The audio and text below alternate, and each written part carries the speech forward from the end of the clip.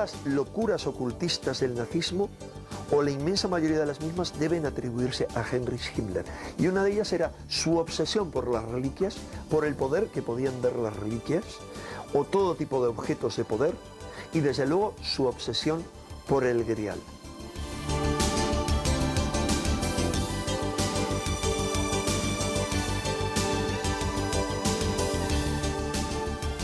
Justo el día antes de que capitularan los cátaros en Montsegur, descendieron por la parte contraria o por la parte más escarpada, de algún modo, y custodiaron algo que tenían que llevarse y que tenían que esconder en algún sitio.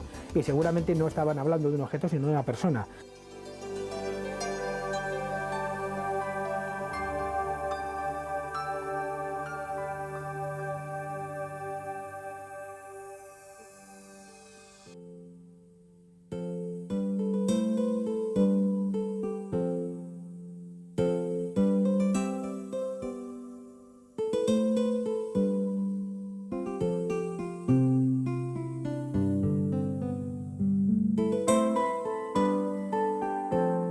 Hubo un tiempo en el que esta tierra sujeta entre ásperas montañas fue la envidia de la Europa medieval, una región codiciada por todos, ajena a un mundo que no le supo comprender.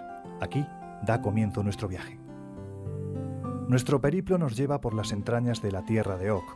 Las montañas crecen mostrando lo abrupto de un paisaje único, donde hace casi 8 siglos se cometió, para vergüenza de las generaciones venideras, uno de los grandes genocidios de la historia de la humanidad. Durante siglos, por los senderos de la Occitania, al sur de Francia, caminaron aquellos a los que los cronistas han denominado hombres buenos, religiosos con un único objetivo: promulgar la palabra de Dios, ofreciendo un mensaje de paz y de amor. Y por ello fueron brutalmente exterminados. ¿Qué secreto escondieron que pudo resultar tan molesto? ¿Acaso una de las míticas reliquias sagradas? Cambiemos de escenario y vayamos por unos instantes a Jerusalén. Sus calles son una mezcla de desorden caótico y belleza sin par. No hablamos de una ciudad cualquiera, sino de la urbe en la que se desarrollaron acontecimientos que cambiaron, y aún lo siguen haciendo, los designios de la humanidad. Hoy, del gran templo de Salomón, solo nos queda el célebre Muro de las Lamentaciones, pero es más que suficiente para que nos cercioremos de que es un lugar muy especial. Eso lo sabían los 9 caballeros que durante el mismo número de años estuvieron buscando, no sabemos bien el qué, en los establos de la vieja construcción, allá por el 1118. Tiempo después, estos 9 soldados fundaron la orden de caballería más poderosa de la historia, el Temple. Pero, ¿qué estuvieron haciendo en su interior? Realmente no lo sabemos, pero hubo de ser lo suficientemente importante como para que, de la noche a la mañana, amasaran una fortuna tal que los convirtió en el ejército más poderoso del viejo continente. El templo de Salomón ya había sido arrasado en sucesivas ocasiones, y sus tesoros, el Arca de la Alianza, la Mesa de Salomón o la Ménorá, según narran los cronistas, habían sido supuestamente conducidos primero a Roma y después a esta bella ciudad situada en el Languedoc francés.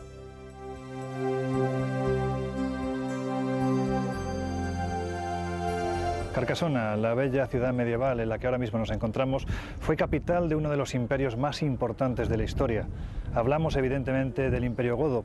Los historiadores se ponen de acuerdo a la hora de afirmar que bajo este suelo se pueden encontrar ocultos los tesoros que fueron arrebatados a los hebreos del Templo de Salomón en Jerusalén. Pero por encima de todo, Carcasona fue la capital religiosa y política de uno de los movimientos más extraños de la Edad Media europea, el catarismo. El siglo XII despertaba sembrado de sangre y decadencia. Las batallas se multiplicaban por el viejo continente, atisbando un futuro plagado de recelos y odios fraternales. En este marco apareció el catarismo.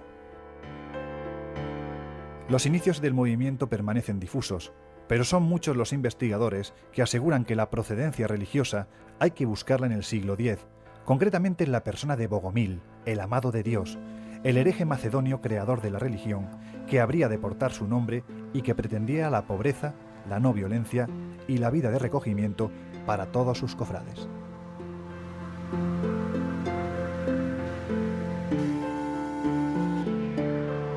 La doctrina cátara comenzó a alcanzar una mayor vigencia hacia el 1167, cuando el patriarca Nicetas marchó a tierras occitanas a promulgar sus creencias. Años después, su centro espiritual estaría situado en la tierra de los llamados hombres buenos, la Occitania. Pero, ¿quiénes fueron estos religiosos? Bueno, realmente un movimiento contestatario y un movimiento revolucionario en el más amplio sentido de ese término. Se ha dicho mucho acerca de los cátaros, pero lo importante es lo que se ha dicho pero no ha llegado al gran público. Comparados con la iglesia de aquel entonces, que era una iglesia corrupta y que era una iglesia que no seguía las normas, cuyos miembros no seguían las normas que se predicaban ante el pueblo, eran un movimiento ejemplificador. Los hombres puros, los perfectos cátaros, seguían las normas de su doctrina al pie de la letra. Eran en ese sentido unos integristas auténticos. Protegido de los avatares de una época fascinante y convulsa, el Languedoc se ocultaba tras la formidable cordillera pirenaica, inmerso en una evolución social y religiosa sin parangón hasta la fecha. La tierra cátara estaba sembrada de fortalezas, aparentemente inexpugnables. Pese a su filosofía de no violencia, eran conscientes de que en cualquier momento la situación podría dar la vuelta. No en vano empezaban a ser mal vistos por la Iglesia católica, que veía severos enemigos entre aquellos hombres buenos.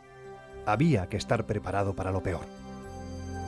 Yo creo que las motivaciones de la persecución cátara fueron fundamentalmente políticas, como todas las represiones religiosas. Si el poder vive amancebado con la Iglesia, con el clero, y se apoyan mutuamente con todas las fisuras que eso pueda tener, y sin embargo surge un movimiento contestatario como es el catarismo, que predican la pureza, los intereses del poder y los intereses también de la Iglesia, del poder eclesiástico, peligran gravemente. Y ese día llegó. Inocencio III sucedía a finales del siglo XII a Celestino III en la silla de Pedro. Las nubes del terror comenzaban a cubrir los cielos de la Occitania. La fe papal, contraria a cualquier manifestación religiosa que no fuera la propia, se unía al belicismo latente en la Europa cristiana, que había potenciado el desarrollo de ejércitos preparados para el saqueo y la destrucción. En su punto de mira se pusieron los cátaros. Aquellos extraños predicadores que hacían gala de una humildad y pobreza contrastaba con la lujuriosa ambición de los ministros de Dios, obispos y prelados que confundían la riqueza espiritual con la material, y eso era demasiado.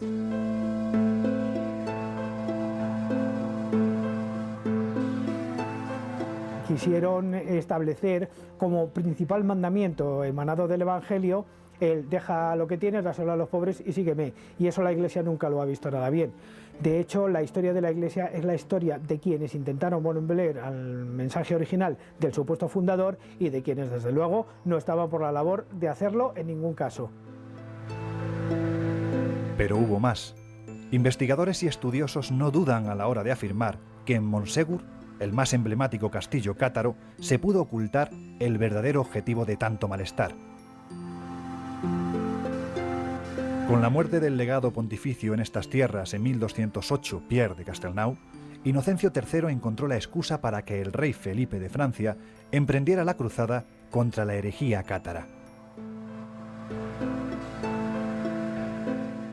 Las hordas de cruzados, con el saqueo como botín y la mano de Inocencio III perdonando sus pecados, recorrieron los campos entonando eufóricos cantos de muerte. La apatía de los caballeros occitanos contrastó con la del vizconde de Carcassona, Raymond Rouget Trencabel, joven energético y combativo que, previendo el incierto futuro que se avecinaba, preparó a su pueblo para la defensa de la histórica ciudad. El benedictino Arnaud Almaric, cabeza del ejército de cruzados, dejó para la historia una frase imposible de olvidar: «Matadlos a todos, que Dios reconocerá a los suyos en el cielo». El holocausto estaba en marcha. Es difícil de imaginar lo que sucedió detrás de estos muros. La fortaleza aguantó, pero el tiempo de su final se acercaba. Carcassona, decapitada política y espiritualmente, fue devastada, arrasada, sumida en el infierno de un terror desconocido hasta entonces. El catarismo, herido en su seno, asistía a la caída definitiva.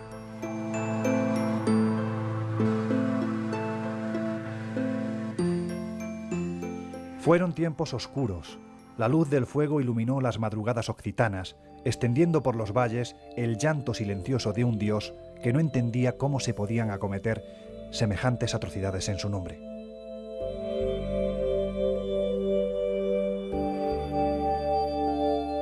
Para acabar de una vez con la molesta situación, tiempo después, la regente francesa Blanca de Castilla ordenó arrasar campos y cultivos al paso de las tropas. Sin embargo, un bastión resistió hasta el final con obstinado pundonor.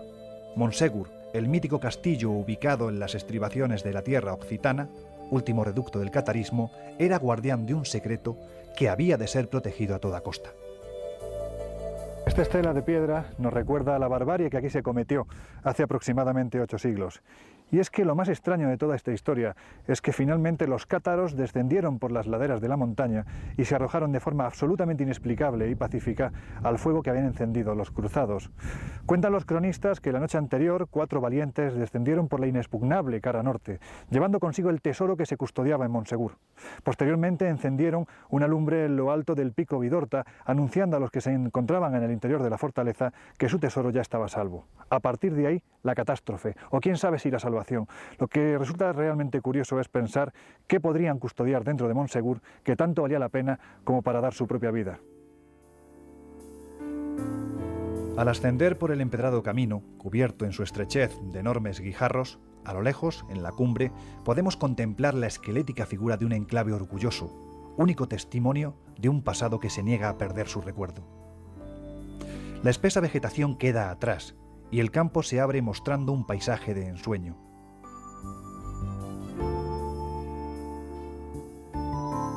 Reconstruido a comienzos del siglo XIII con permiso de Raimundo de Perellà, dueño y señor de las tierras, Monsegur no estaba concebido únicamente como una fortaleza, sino también como un templo en permanente armonía con el movimiento de los astros.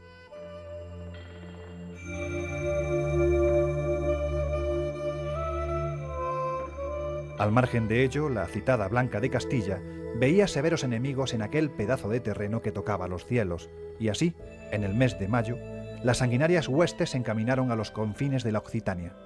El fin ya estaba cercano.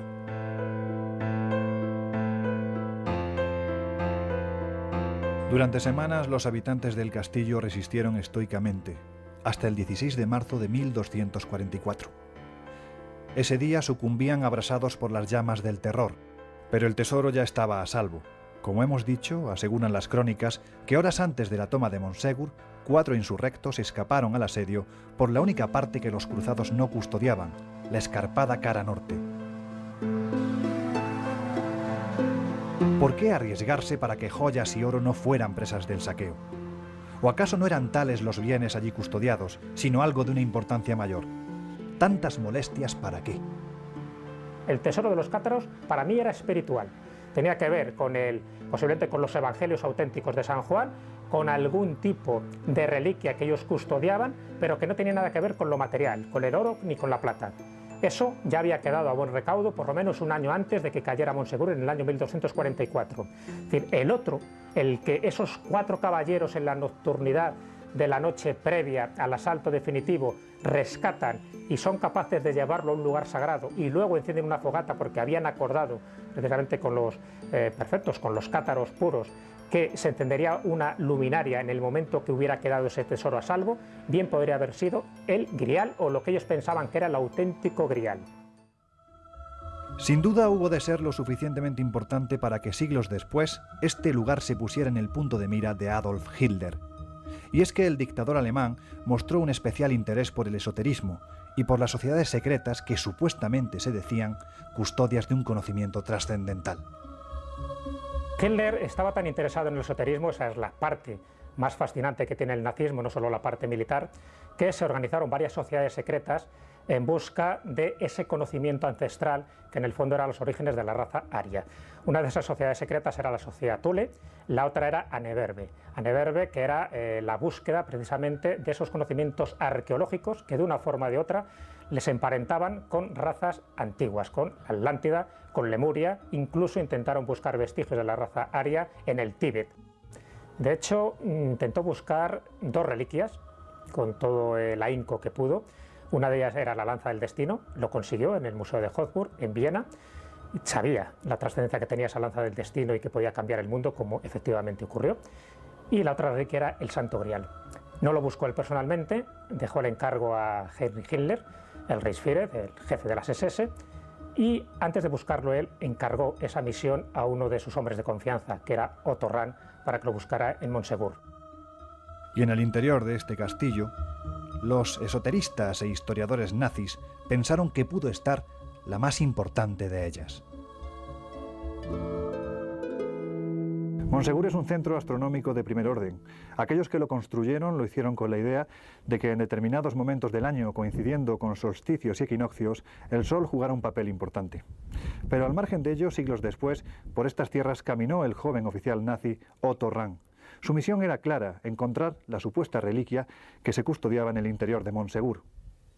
¿Acaso se trataba del Grial? Así pues, algunas respuestas al rompecabezas cátaro serían desveladas siglos más tarde por el joven alemán Otto Rahn, cabeza invisible de una búsqueda que se ha mantenido durante siglos, la del citado Santo Grial. Otto Rahn, en un principio, era un fanático del Santo Grial y del conocimiento provenzal que daban determinados poemas que él había estudiado con bastante detenimiento, en concreto el de Chetrin de Troyes y sobre todo el de Eschenbach. Bueno, en ese momento, él en el año 1931, todavía no estaba incorporado a las SS, ya estaba buscando el Grial en el sur de Francia y en concreto en Montsegur. Sabedor Himmler de sus capacidades de búsqueda y sobre todo que estaban obsesionados por el mismo objeto, le recluta en el año 1934 para que Otto Rahn busque donde él cree que puede estar el Santo Grial. A partir de ese momento, él se convierte en uno de los miembros de las SS, por lo tanto comulga de una forma o de otra con el ideario nazi y va a buscar donde él cree que puede estar, pero busca aliados. Uno de los aliados es Antoni Gadal, que él se llamaba el Papa Cátaro, donde le dice que en las cuevas de Sabartez puede estar ese Grial. La búsqueda del Grial por parte de Otto Rahn era realmente una obsesión suya, una obsesión que surge antes de ser él un SS. Él lleva a cabo esa búsqueda aparentemente a título personal, lo cual no significa que esa búsqueda no interesase a alguien como Heinrich Himmler, que es el gran obsesionado por lo oculto dentro de la jerarquía del Tercer Reich. El texto que sirvió de guía al oficial nazi fue Parsifal, de Wolfgang von Eschenbach, escrito a finales del siglo XII. No obstante, llegados a este punto, es conveniente que sepamos qué es exactamente lo que estaban buscando. ¿Era el Grial la copa sagrada o había algo más? Si seguimos los textos originales sobre la tradición griálica, tenemos en Chetrin de Troyes, que es un recipiente, una copa. Realmente, luego vemos que en otros, como en von Eschenbach, que parece que está entroncado más con la tradición de la que beben esos romances del Grial, se dice que es una piedra celeste. Es la piedra caída de la frente de Lucifer, de Luzbel, del más maravilloso de los ángeles, cuando cae. Yo personalmente no me voy a quedar con la teoría de que se trataba de un objeto ni de una copa, sino que efectivamente hace referencia a un linaje que de alguna manera hoy día sigue y está dentro de lo que es la línea legitimista de la monarquía francesa. Rahn acudió por vez primera al sureste francés en el año 1931, atraído por la leyenda negra que hiciera famosa a la región tiempo atrás. Las pesquisas le llevaron a la convicción de que Eschenbach no se había limitado a crear una composición artística y poética, sino que en una segunda lectura reflejó otra historia muy diferente y más relevante. Wolfram von Eschenbach da el nombre de Parsifal al buscador del Grial. Su traducción al provenzal es Trencabel. La madre de Trencabel y su hijo se consagraron a la herejía. Rechazaron la cruz como símbolo de la salud. El Grial era, según mis conocimientos obtenidos, el símbolo de la creencia herética que fue depositado en la tierra de los puros, como relata numerosas veces Eschenbach en su poema. Yo le doy una validez plena al relato de von Eschenbach, incluso superior al de Chrétien de Troyes. Otto Rahn tenía muy claro que el poema de von Eschenbach era histórico, que estaba narrando acontecimientos históricos. Estamos hablando de una época medieval, de una época contemporánea a los cátaros, todavía los cátaros pervivían, no habían sido exterminados. El Perceval de von Eschenbach está escrito sobre el 1210 y ahí lo que está contando no es nada alegórico ni nada simbólico, a pesar de que hay un lenguaje críptico donde también se cuentan estas cosas, sino que está contando acontecimientos históricos. La reveladora conversación que Rahn mantuviera con un pastor, así de simple, aumentó la expectativa de hallar, en una de las profundas cuevas que recorrían la comarca del Sabartés, el ansiado objeto. Cuando todavía se mantenían en pie las murallas de Montsegur, los puros guardaron en ella el Santo Grial. El castillo estaba en peligro. Las huestes de Lucifer se encontraban ante sus murallas. Ansiaban tener el Grial para volver a colocarlo en la diadema de su príncipe, que se precipitó a la tierra durante la caída de los ángeles. Esclarmonde, custodia del Grial, lanzó la valiosa reliquia a la montaña, que volvió a cerrarse al recibirla, y así fue salvado el Grial. Cuando los demonios entraron en el castillo, ya era demasiado tarde para ellos. Este es un buen lugar para imaginar, para pensar en aquellos proscritos huyendo a toda prisa para poner su tesoro a salvo. Debían de seguir, pues detenerse era sinónimo de muerte. Con ellos llevaron parte de sus objetos sagrados, o al menos eso defendió a capa y espada Antoine Gadal, el arqueólogo que instruyó a Otto Rahn en los múltiples secretos que se hallaban a buen recaudo en algún rincón de estas cuevas. El mismo Gadal reflejó que esta comunidad de renegados pudieron perecer en un segundo genocidio tras ser tapiada la entrada por orden y mandato de los hombres del Senescal. Pero la gruta era enorme y sus salidas, conocidas por unos pocos, muchas.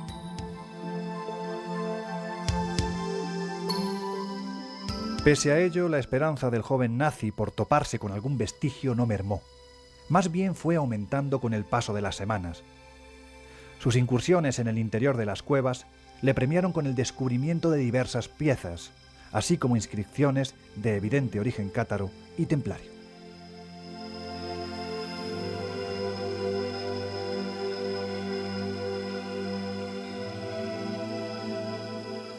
Esto indujo a los generales nazis, en base a los años de trabajo ininterrumpido del incansable Otto Rahn, a pensar que la sagrada reliquia estaba custodiada en las entrañas de la tierra cátara. Otto Rahn se fue de esta vida con la cabeza llena de sueños, sin haber encontrado su tesoro. Si misteriosa fue la vida del alemán, no menos lo fue su muerte.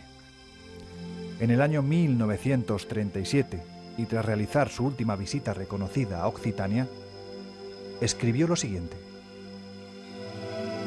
Por siempre recordaré el Sabartés, el Montsegur, el castillo del Grial y el Grial, que puede haber sido aquel tesoro de los herejes sobre el que leí en los registros de la Inquisición.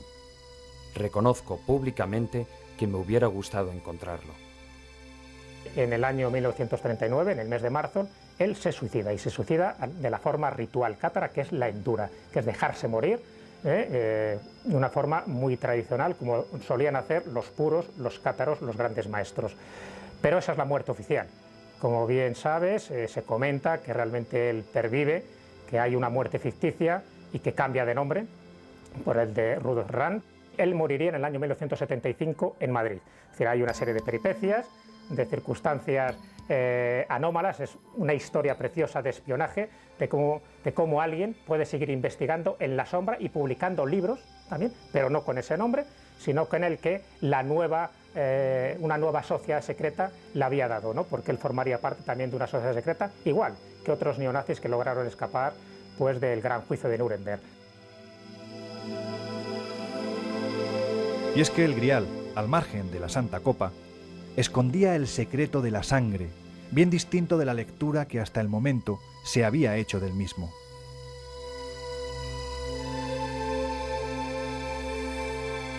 El secreto estaba ahí, y solo había que interpretarlo. Pero eso es otra historia. Ahora la tarde llega a su fin, y un crepúsculo de fantasías coloreadas invade los campos. Es la hora mágica, ese momento en el que el tiempo se detiene, ese espacio en el que el oráculo habla, y habla del pasado triste y cruel que asoló estos páramos hace cientos de años. Habla de ese destino negro en el que siempre hay que creer. Marchamos del Languedoc con tristeza, esa misma que despierta el recuerdo del terror que se vivió sobre esta verde tierra. Y es que, llegados a este punto, nuestro viaje ha de continuar.